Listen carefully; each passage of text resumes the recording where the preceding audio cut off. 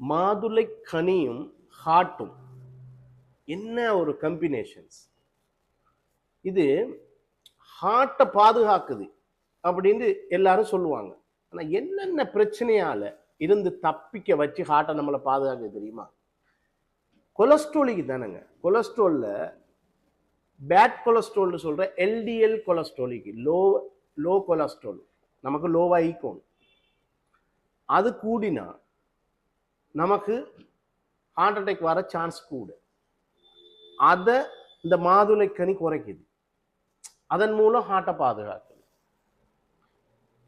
அடுத்தது ப்ரெஷருக்கு தானே, ப்ரெஷரை குறைக்குது. அதுலேயும் விசேஷமா சிஸ்டோலிக் பிபி ப்ரெஷரை குறைக்குது. அதன் மூலம் ஹார்ட்டில் வேக்லோட குறைச்சி ஹார்ட் அட்டாக் வரதை பாதுகாக்குது, ஹார்ட்டுக்கு ஹெல்த் தருது.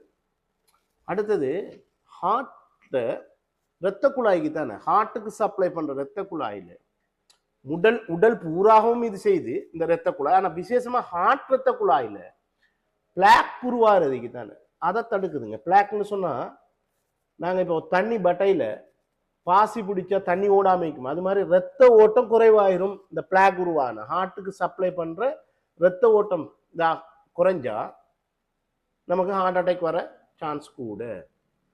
அப்போ இதை இல்லாமக்கிற மூலம் இரத்த குழாயில ஓட்டத்தை அதிகரிக்கிற மூலம் ஹெல்த்தியாக ஹார்ட்டை வச்சுக்குது. இவ்வளோ நன்மை செய்யுது.